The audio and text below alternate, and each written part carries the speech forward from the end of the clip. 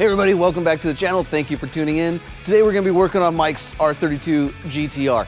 Today we're going to be doing something that I think you should do to any car that has forced air induction. We're also going to be doing a second thing that I think you should do for any car that has an RB26. The first thing we're going to be doing is installing a wideband O2 and boost gauge. Now I think you should do this to any car that has forced air induction because those are two important things that you need to know to make sure that you're not damaging your engine. Wideband O2 will help you know if you're running rich or lean. Running lean can really damage your engine, running rich can rob you of horsepower and cost you money. Now I know what you might be thinking, well my car came with a boost gauge stock, so why do I need to add an external boost gauge? The reason why is most cars from the factory, their boost gauges really aren't measuring boost. Usually it's a combination of an algorithm that's taking a look at RPM and throttle position. Think about it.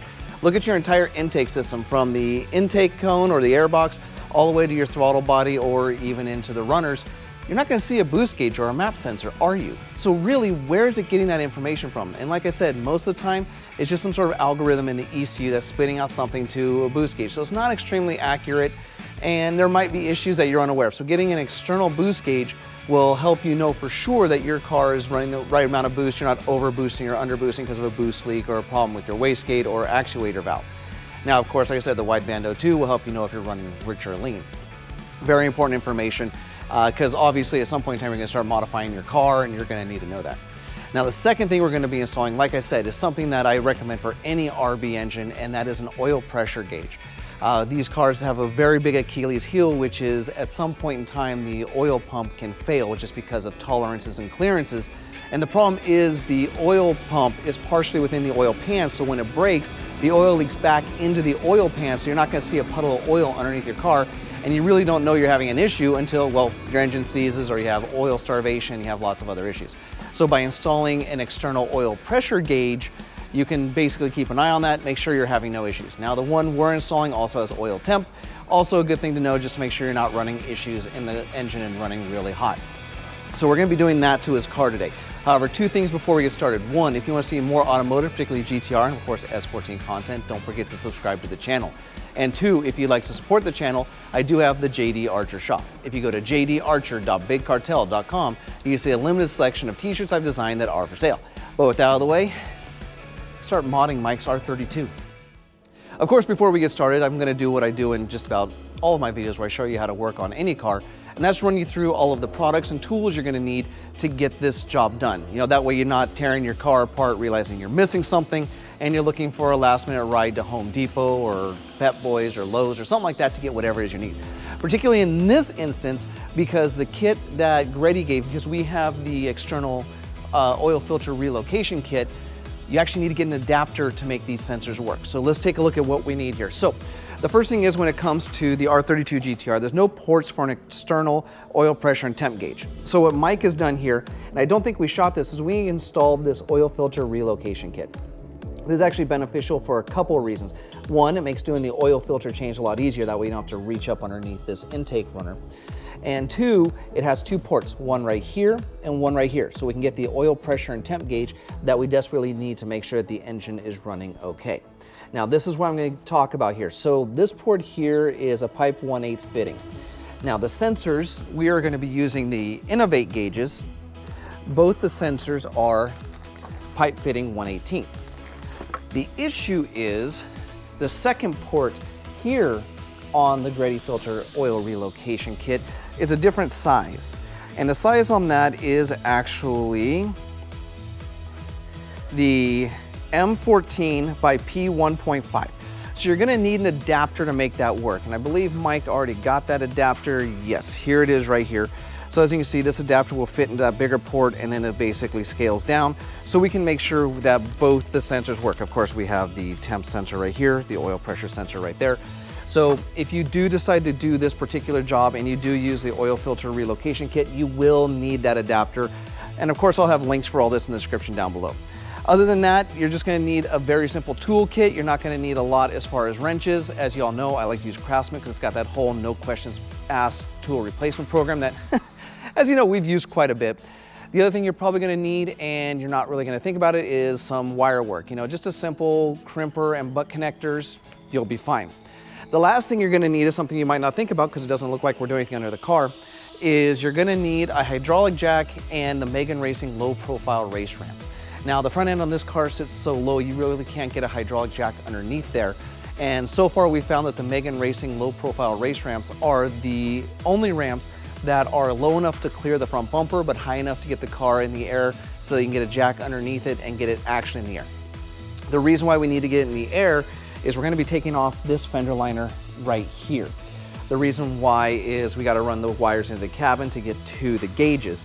And there's a hole in the body right here that you can run the wires through. As you can see, we bypass the fuel computer, so this is the wire that directly feeds the oil pumps. So we're gonna run it through there. It goes through the fender here, and then there's a hole in the firewall, and that's where we're gonna run the wires. So that's pretty much the blueprint of what we're gonna do today, and hopefully we should have this all done within the next couple hours. But let's go ahead and start working. So cool thing that I've learned recently is I know a lot of people are worried about jacking up the 32s, 33s, and 34s because you don't want to damage the pinch welds or the frame rails.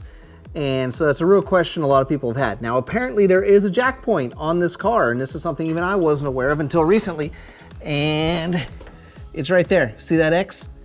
That's where you jack up from. So if you jack up from there, you can jack up the front of the car without actually damaging any part of your car. So if you own a 32, a 33, or a 34, if you need to jack up from the front, you just drive up onto these Megan Racing low profile ramps, put the hydraulic jack right there on that X, and you're good to go. Now apparently what a lot of people do too is once they jack it up, if they're gonna put jack stands on it, they also just put it right on this beam. So it's a good place to jack from and support the car. So as you can see, now that we have the car jacked up, you don't need to take off the tire, but it gives you the extra room you need to get to this fender liner. So once we get that out of the way, we'll be able to run the wires. So where we're gonna start is right here with the oil filter relocation kit. Figure it's a good place to start, you know, get the sensors in, and then we can run all the wires and install the gauges and all that other fun stuff. So the first thing you're gonna need is a 10mm. I prefer a box. Obviously you're not gonna be able to get a socket wrench in there. And you're just gonna break this loose. This is the one that was the one that's bigger, so we'll have to put the adapter in this particular port. Mike is currently down behind me taking off the fender liner, or at least getting it out of the way. That way when we run the wires through this hole in the engine compartment, it'll go through the fender and then up into the actual cabin. All right. Now the one that was the pipe fitting 1/8 is an Allen, so we just got to find the right small. Okay, it looks like it's a 5.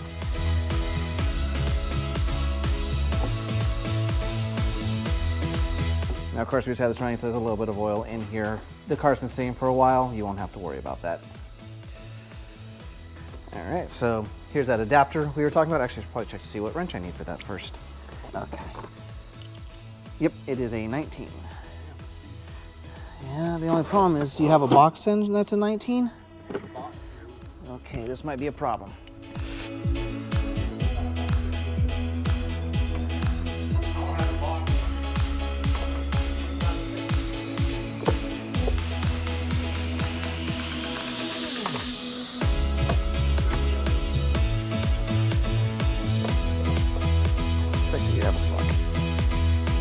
There we go.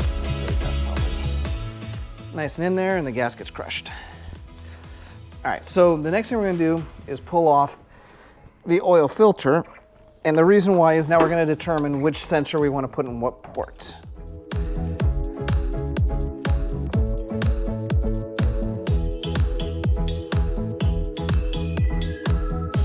Now that we've got the oil filter off, you can kind of see the inside of the relocation kit. Now, the reason why I'm doing this is the sensors. Now this sensor right here is the boost sensor, or not the boost sensor, the pressure sensor.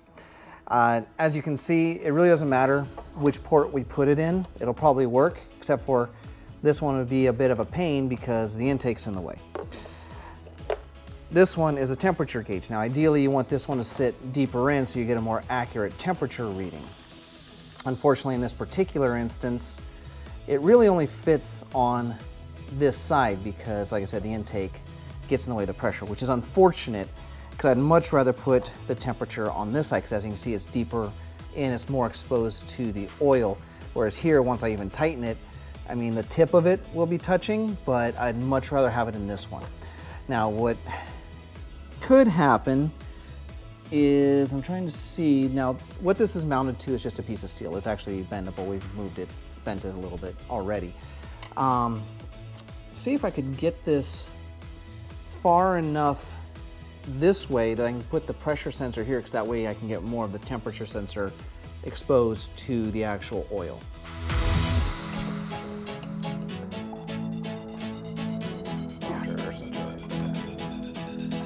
Nope, that just is not going to play. I would be correct, and that is super loose. Oh.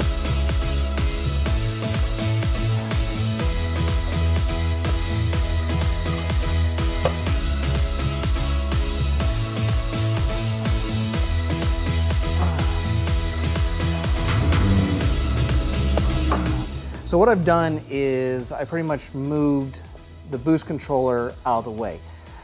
We've got two options. We're either gonna switch over to the Innovate boost controller, in which case then we won't need to put this here at all. Or if we wanna wait till another time to run the Innovate for the boost controller, we can still just let this kind of dangle here. And what it's done is it's given me the extra room I need to move this over enough that now the pressure gauge or the pressure sensor fits in this port, which is really where I wanted it. And then we can install the temperature where I wanted it. And so everything's looking good. So I'll go ahead and cinch all that down. And then pretty much we can just turn our attention to the wiring. We might have an issue still with the intake here, but I can probably still bend this just a little bit more to clear that issue. All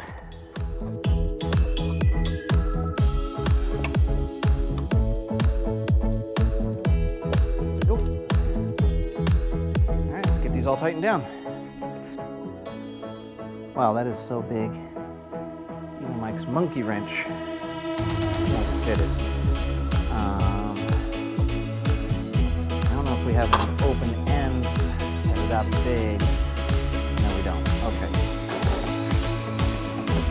So, not my favorite thing to use in this particular instance, but we don't have any other options.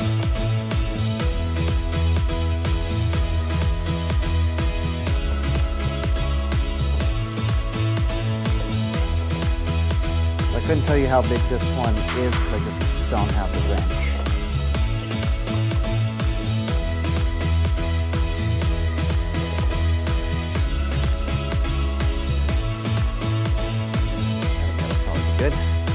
All right, so the temperature sensor is actually a 14. I actually found Mike has a box of that, so.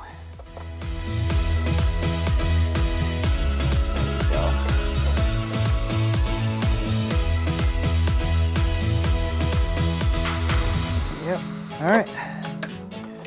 But these are now on and ready to go, yeah.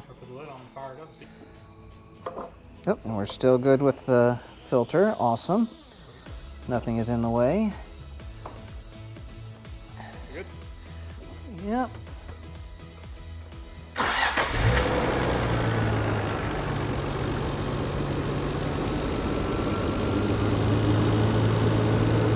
Looks good. I'm not seeing any leaks.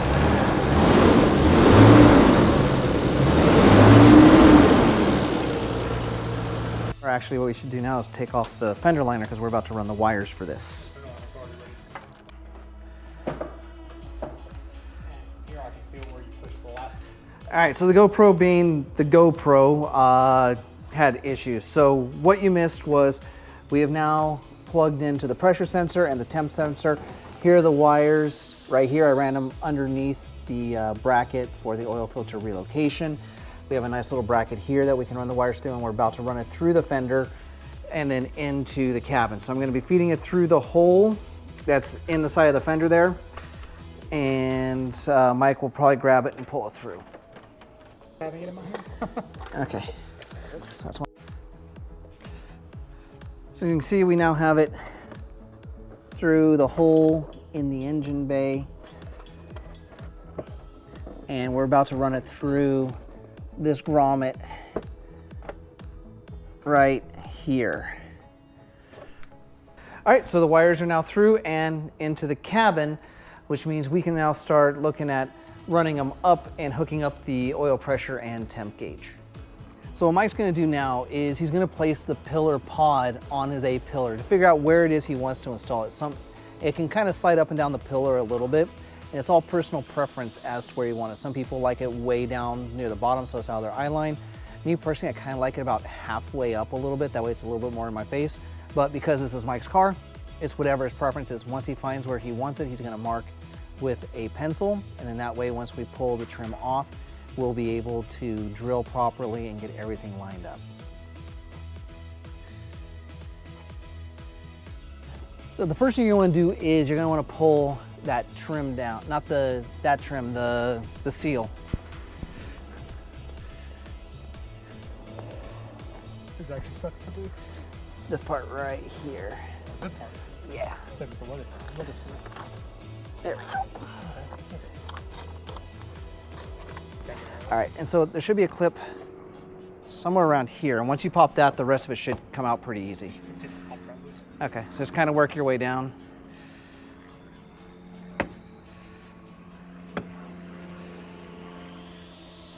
Work with the drill. Oop, I see it, don't worry about it. All right, now that Mike has decided where he likes to position, we got the trim out. So as you can see, this was his first mark here.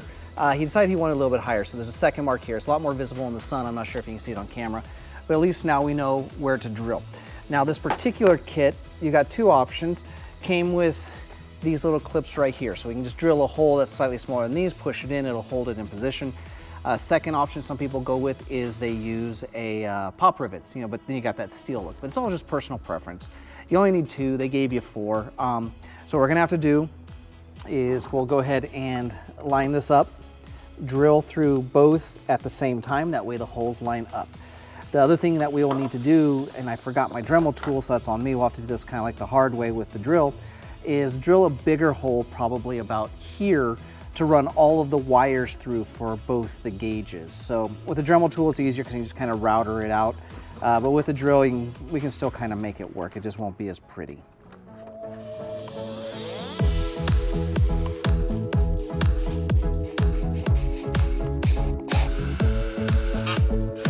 And if you're not extremely careful, that's what we call a redneck vasectomy. All right, so now what we gotta do is run these wires up through here. There's a nice little gap there. I'm not sure if I'll be able to show you now the windshield's in the way. But it's pretty visible to figure out. If you have a metal hanger, that's usually the easiest way to do it. Mike and I are just gonna have to figure out another way to fish those up and through.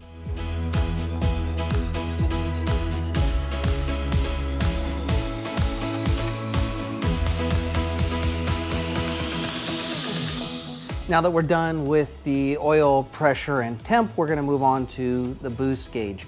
Unfortunately, to install the Wideband 02, you have to weld a bung into the exhaust.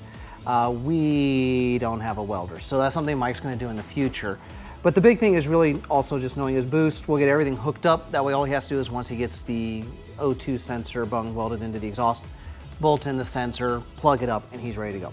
So this right here is the actual boost sensor. It's a 4-bar. Oh wow, nice, it's a 4-bar. They did give you some hosing and some T-fittings, which is what we're gonna use. Now, interestingly enough, this car actually has a boost sensor right here, and there's a hose attached to it right here. So all I'm gonna do is pull that hose, put another piece of hosing right there, use the T-connector, connect this to this, so pretty much it's gonna be getting the boost information directly from where the computer does, but the difference is instead of seeing a gauge with no numbers, and you're just guessing, we'll get very specific numbers. It's not a bad kit. Look at that, they even give you hose clamps. Nice. So then what I'm going to do then is cut, so yeah, about there, seems right to me.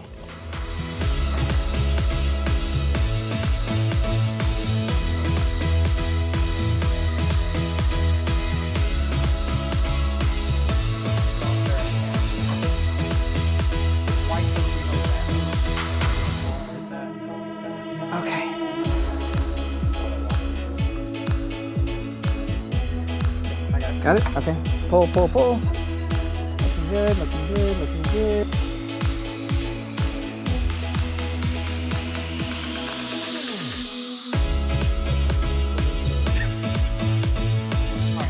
So as you can see, we now have all of the wires run from the engine bay into the cabin and then up through this area here. That way, once we put on the gauges, you'll never see the wires. All right, we're getting close to done. Now we're gonna start worrying about power. So what you could do is you could just connect these to a wire, and we're gonna run it to the cigarette lighter, because that's just where I'm used to running things to. But to make things easier, we got these, which pretty much they plug together, take apart, and it makes it a quick disconnect. So if for some reason we need to take off the A-pillar or take the gauges out of the car, it's much easier because it's not permanently installed to the wire. So we're just gonna quickly go ahead and attach these to both. And then what I'm gonna do is then run it to connect to one wire. And that one wire is gonna run all the way to the hot, which is the cigarette lighter. And then we're just gonna find a good ground. And at which point in time, we should be ready to fire these up and make sure they work.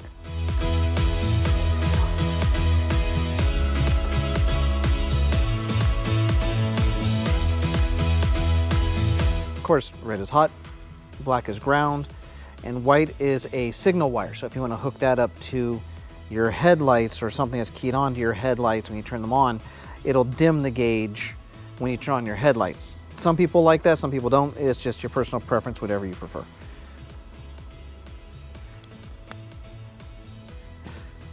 All right, yep, those are solid. And then what we're gonna do is we're gonna create another wire that'll pretty much be like a Y connection, and that'll run it to a single ground. All right, so I don't know if the GoPro glitched and got what we were doing, so I'm just kind of gonna run over what we did just in case. So what we've done is we have these male-female quick disconnects on the power and the grounds for the gauges. We got 2 of them. The thing is, you know, we don't want to run 2 wires. It's going to be a real pain. So what I've done is I've kind of created this Y apparatus so I can plug into each gauge. And then what I can do is run the power wire from here all the way to the cigarette lighter, which is where we're going to be grabbing power because it's a keyed power. It only kicks on when you have the key in ignition. And there's no reason to have the gauges powered up all the time. So that's what we've been working on. Like I said, I don't know if the camera caught it. It glitched. Joys of having a GoPro. I will get a better camera at some point in time. But that's what we're working on right now. So we got the power. I'm going to run that. And then next I'm going to build basically the same thing for the ground.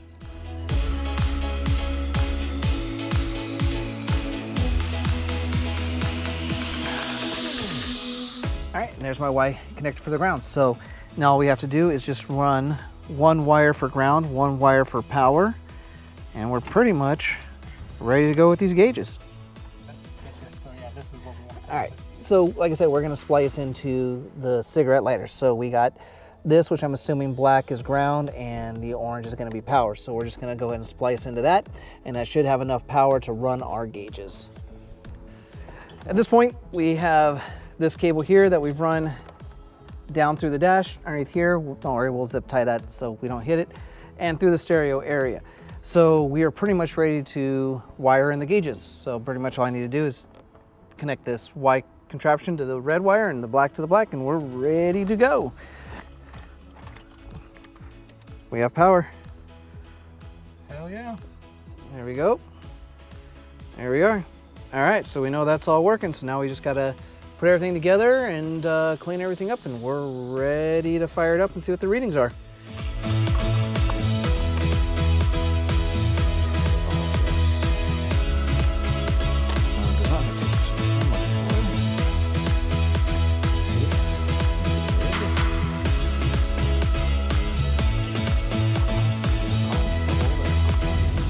So the audio probably is going to be a little bit different. I had to move from the GoPro to my cell phone because, well, the GoPro is having issues. But basically, we have finished putting everything back together. As you can see, there are the gauges right there, up and running.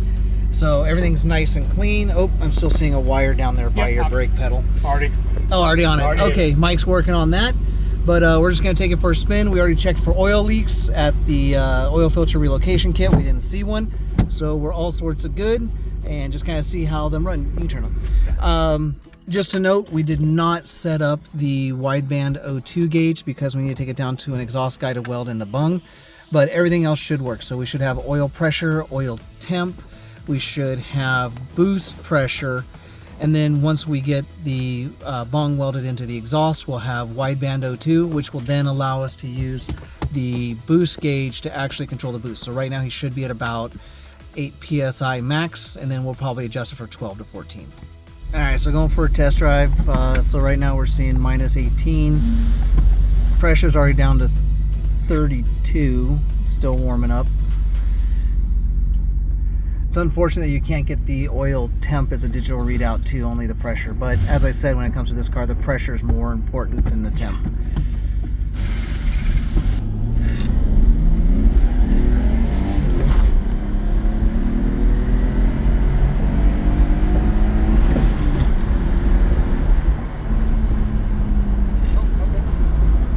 Okay, so you seem to be hovering at about 7.7 PSI with a bit of a spike. It's 8.4, which is about what this should be at. Yeah. So.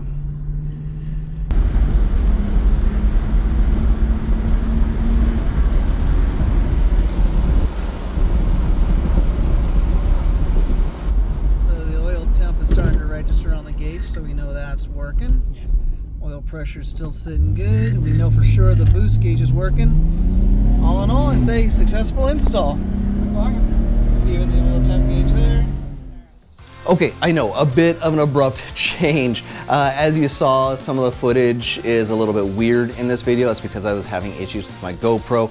They were constantly crashing, they were glitching, they were just having issues. And of course I get home and my wrap up is either just lost or corrupted, so I gotta do it again. But basically, as you saw, installing a boost gauge, a wideband O2, oil pressure and temp on an R32 Gtr is actually a pretty easy thing to do. Just about anyone can do it. And I do recommend you do this for any car with forced air, even if it's not an R32. As I did say at the beginning, you do want the boost gauge because most factory gauges are not that accurate. In fact, on the R32, the boost gauge really only has like one line and basically a range which the needle can go. Now we know for sure that he tends to run at about 7.7 PSI, but has a boost spike that can go up to 8.4. Now that means he might have one of a few issues. Either A, the boost controller is going bad, not a big deal because we are going to switch over to the Innovate 1 as soon as we install the wideband O2. It could be that maybe his blow-off valve isn't opening, that's why it's spiking during shift. His actuator valves might be sticking. So there's a couple of things we can look at because we are getting a boost spike, and he wouldn't know that without the boost gauge. Now, of course, we didn't have the ability to set up the wideband O2 because we didn't have a welder to install the bung into the exhaust. Now, hopefully when we do that, we're gonna get some more information. Really hoping that everything's running within spec, but he might be running lean, might be running rich. That's why with any boost car, I recommend you install it because there's no real way to know. So it's always a good thing to have. As you did see also, he is running pretty good pressure on his oil, so we don't have to worry about that. But as we know with any RB engine, you're gonna wanna know that because that oil pump is known to fail. It's the Achilles heel of this engine. And he would much rather see that on a gauge, pull over and call a tow truck than to get oil starvation and seize the engine. So all in all, good stuff. I definitely recommend doing this. The only really hard part about installing these gauges is the size of the wiring loom for the Innovate gauges. They're pretty thick.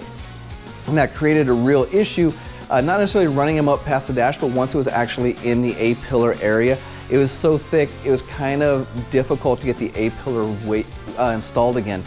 So that is something, but once you get it in, it looks fine. No one will ever know. It's actually not that bad. Now, for me, when I had my R32 Gtr, I installed a set of gauges from either REI or RIE. I can't remember which the company is. I think it's since gone out of business because I couldn't find it. But they're really nice gauges. But the best part was the majority of the brains of the components were actually underneath the dash in a box. I just had to run a couple of wires up to the A-pillar. So it was much easier to do because you only had like, I think it was like 4 18 gauge wires that went up there. So it was much easier to get everything taken care of with those gauges. So depending on what gauges you install in your car will depend on what type of wiring loom it has, and that'll affect the difficulty of the install. But I don't think anything's impossible. Just might take a little bit more work depending on the brand of the gauges. I hope you enjoyed this video. If you did, go hit that thumbs up button to let me know. It does help the channel out a lot. As I did say at the beginning of the video, if you'd like to see more automotive, particularly GTR and S14 content, don't forget to subscribe to the channel. You can also follow me on all forms of social media, which include Instagram, Twitter, Facebook, and TikTok. There'll be links for those in the description down below. Now, after watching this video, if you have any questions, you feel there's anything I missed, or there's even a better way to do this, go ahead and post in the comment section down below. I will respond to you. I thank you all for watching, and until next time, forget everything else, focus on the finish line.